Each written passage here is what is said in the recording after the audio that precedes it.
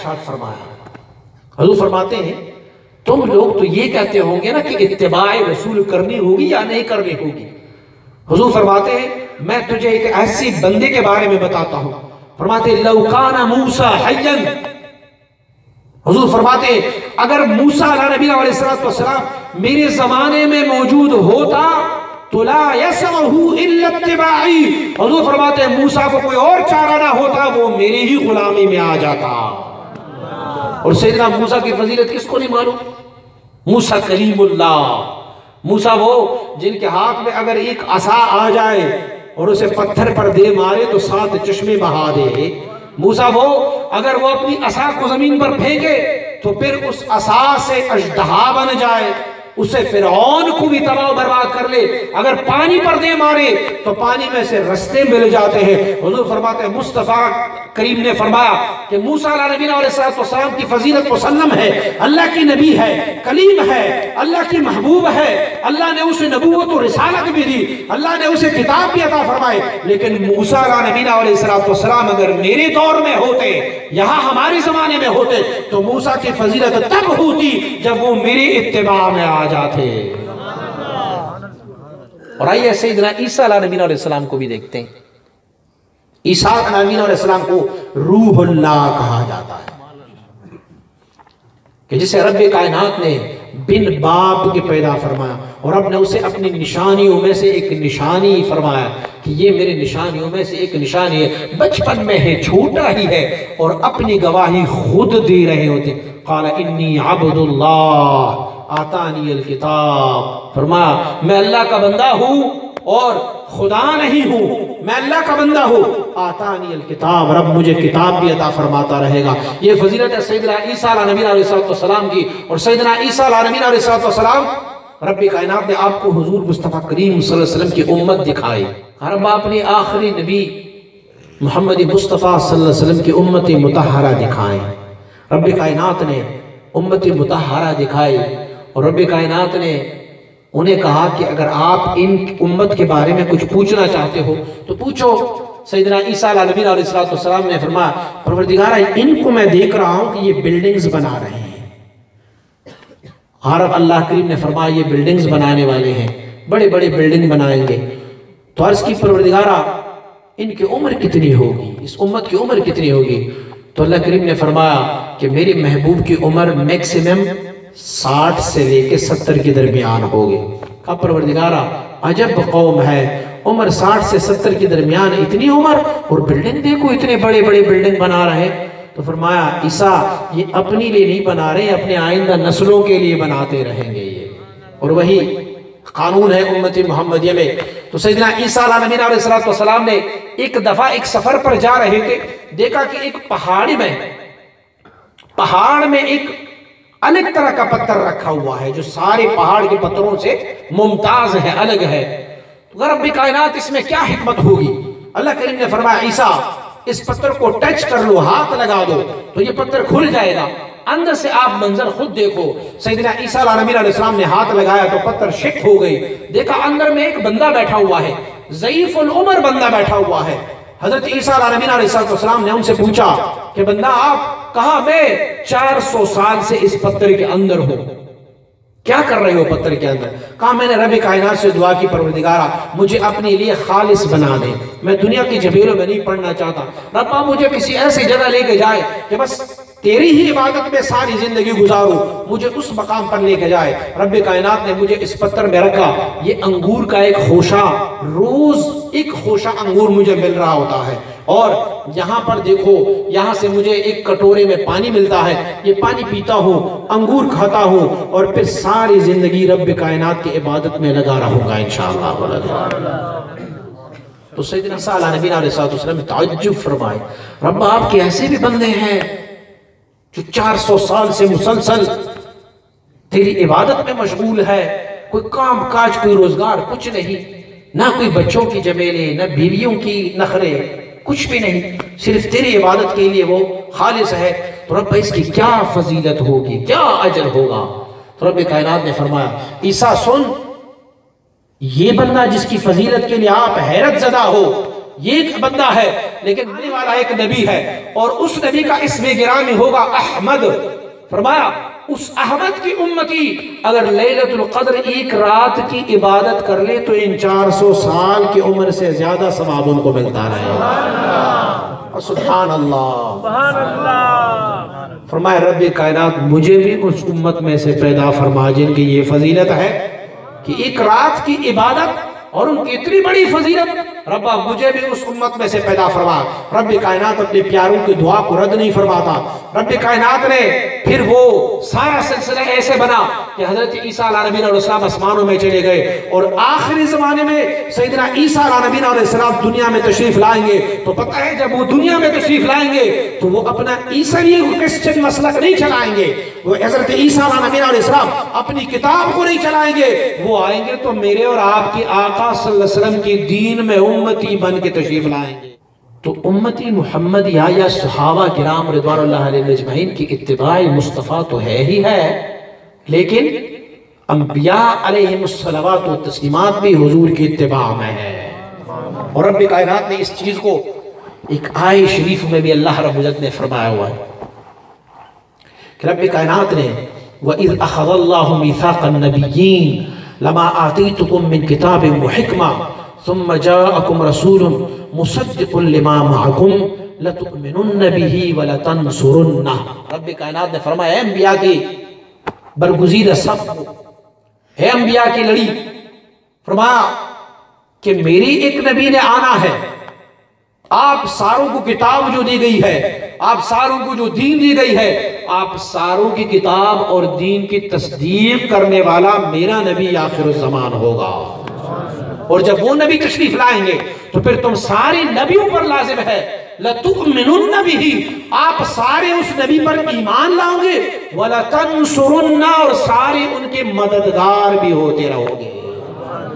تو گویا سارے انبیاء کو بھی رب کائنات نے میرے اور آپ کے آقا صلی اللہ علیہ وسلم کی اتباع کا حکم فرمایا۔ بس آخر میں سیدنا امام ربانی مجلف ثانی رحمۃ اللہ تعالی کا ایک پیارا سا کلام سنانے لگا۔ حضور امام ربانی مجلف ثانی رحمۃ اللہ تعالی فرماتے ہیں کہ حبیب کی امتیوں آپ مایوس نہ ہو، یوں مت سوچو کہ صحابہ کرام تھے، برگزیدہ لوگ تھے، اب ہم بیچارے نکمے حضور کو یاد بھی ہوں گے کہ نہیں ہوں گے؟ فرماتے ہیں میں تجھے ایک مثال سے سمجھائے دیتا ہوں۔ آپ فرماتے ہیں کہ بادشاہی وقت کی اگر دعوت کی جائے، کوئی بندہ بادشاہی وقت کی دعوت کرے تو بادشاہ کے ساتھ ان کی دسترخوان پر جانے والے، ان کی دعوت پر جانے والے بھی 3 قسم کے لوگ ہوتے ہیں۔ ایک خود بادشاہ ہوتا ہے، ایک بادشاہ کے دوست ہوتے ہیں۔ ہمارے بھی کوئی قطری شہزادے میرے خیال میں دوست بنے ہوئے تھے، تو کوئی دوست بھی ہوتے ہیں۔ بادشاہ جب جاتے ہیں نا تو وہ اپنے دوستوں کو ساتھ ویسے لے کے جاتے ہیں، چلو بھائی میرے دوست ہو، چلو فلان نے دعوت کی ہے، انہیں دعوت نہیں دی گئی ہوگی لیکن وہ بادشاہ کے دوست ہونے کے ناطے بادشاہ کے ساتھ جاتے ہیں۔ اور تیسرا بھی ایک گروہ ہوتا ہے جو بادشاہ کی خدمت پر مامور ہوتے ہیں، کوئی پنکھا دینے والا، کوئی بادشاہ کا جوتا اٹھانے والا، کوئی بادشاہ کا گھوڑا چلانے والا، کوئی بادشاہ کو سوار کرنے والا، کوئی بادشاہ کے ہاتھ دلانے والا، کوئی کچھ کی خدمتگار ہوں گے۔ تو آپ فرماتے ہیں جب دسترخوان لگ جاتی ہے تو بادشاہ اور ان کے دوست بیٹھ کے کھانا کھاتے ہیں۔ دعوت کا اہتمام تو بادشاہ کے لیے کیا گیا۔ تو آپ فرماتے ہیں کہ جب بادشاہ اور ان کے دوست کھانا کھاتے ہیں تو بادشاہ مروتاً وہ کہتے ہیں ہمارا بچا ہوا کھانا باہر کڑے ہمارے خادمین کو بھی دے دو۔ فرماتے ہیں وہی کھانا ہوتا ہے لیکن بادشاہ کا بچا ہوا کھانا ہوتا ہے اور وہ خادمین کو بھی دیا جاتا ہے۔ فرمائے سن میرے محبوب کی امتیوں، محروم نہیں ہو۔ فرماتے ہیں دعوت کا اہتمام کیا ہے محمد مصطفیٰ کے لیے، کائنات سجائی گئی ہے، یہ کائنات حضور کے لیے سجائی گئی ہے، یہ سارا کچھ جو سجا ہوا ہے حضور کے لیے دعوت ہے۔ फरमाते हैं हुजूर के दोस्त है सहाबे किराम और अंबिया अलैहिस्सलातु वस्सलाम। जब हुजूर जाते हैं उस तआम गाह में तो सहाबा और अंबिया भी हुजूर को तफैल वहां पर जाते हैं। फरमाते हैं मैं और आप हम दोनों गुलाम है, कोई पंखा देने वाला, कोई हाथ उठाने वाला, कोई जूता उठाने वाला, कोई पहरेदार, कोई चौकीदार। फरमाते हैं वो जब अल्लाह के बरगुज़ीदा बंदे जो भी तो आम खाते हैं उसके बाद अपना बचा हुआ हम फकीरों को खिलाते रहते हैं।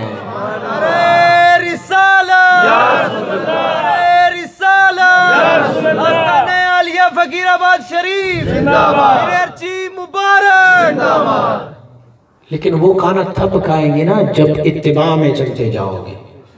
जो मजदूर, जो गुलाम बादशाह के महल में रह जाते हैं उसे वो खाना नहीं मिलता, क्योंकि वो बादशाह के साथ नहीं है। जो बादशाह के साथ होते हैं, बादशाह के इत्तिबा में होते हैं, बादशाह की गुलामी में होते हैं, तो उन्हें भी बड़ा इज्जत और एहतराम दिया जाता है। आप फरमाते हैं कि किसी बादशाह का एक बाज था और सारे मुल्क में शाहीन होता है ना बाज, तो सारे शहर में, उस सारी सुल्तनत में एक चर्चा होता कि भाई बाज है, बाज है, बाज है, शाहीन है, शाहीन है। एक मुसाफिर बंदा आया हुआ था, बंदे ने कहा कि भाई तुम लोगों ने कभी शाहीन नहीं देखा, कभी बाज नहीं देखा? सारे लोगों के ज़बान पर है कि शाहीन है और शाहीन है और बाज है और बाज है। तो एक अक्लमंद ने उसको कहा बाज बड़े देखे हैं लेकिन ये बाज बादशाह का है। तो जो बादशाह के बाज होते हैं, बादशाह से निस्बत रखने वाले होते हैं, बादशाह के घोड़े होते हैं, बादशाह के कुत्ते भी होते हैं, बादशाह के बिल्ली होते हैं, बादशाह के साथ चूहे होते हैं, बल्कि बादशाह का जो घर होता है, उनका दीवार होता है, उनका दर होता है, उनका शहर होता है, सारे का सारा आशिकों को प्यारा और महबूब ही होता है। लिहाजा मदीना मुनव्वरा से हम मोहब्बत करते हैं तो क्यों मोहब्बत करते हैं? इसीलिए कि मदीना मेरे महबूब का शहर है, तो महबूब के शहर से भी मोहब्बत की जाती है। लिहाजा अगर इत्तिबाए मुस्तफा में जाएं, अगर कोई बंदा चाहे कि मैं रब की रजा चाहूं, एक बंदा ये चाहे कि मैं अल्लाह का वस्ल कुर्ब हासिल करूं, तो अल्लाह रब्बुल इज्जत ने अपनी सारी कुर्ब के रस्तों को बंद फरमाया है। ये मेरा कौल नहीं है, हजरत जुनैद बगदादी का कौल है। हुजूर जुनैद बगदादी रहमतुल्लाह अलैह के बारगाह में एक बंदा आया और कहा हुजूर मुझे अल्लाह की वस्ल कुर्ब में जाना है। तो आपने फरमाया रब ने अपने सारे वस्ल कुर्ब के रास्ते बंद कर दिए हैं, कोई बंदा अल्लाह की वस्ल कुर्ब में नहीं जा सकता। तो अर्ज़ की हुजूर ये सारे लोग जो स्ट्रगल करते हैं, कोशिश करते हैं, ये फिर किस रास्ते से जाते हैं? अल्लाह की वस्ल कुर्ब कहां से मिल जाता है? फरमाया रब ने सारे रास्ते बंद कर लिए अपने वस्ल कुर्ब के, मगर एक रास्ता बचा हुआ है, उसी रास्ते से अल्लाह की वस्ल कुर्ब में जाना जाएगा। हुजूर बताए कौन सा रास्ता? फरमाया मेरे मोहम्मद मुस्तफा के दामन में आ जाओ तो रब का वस्ल कुर्ब मिलता रहेगा।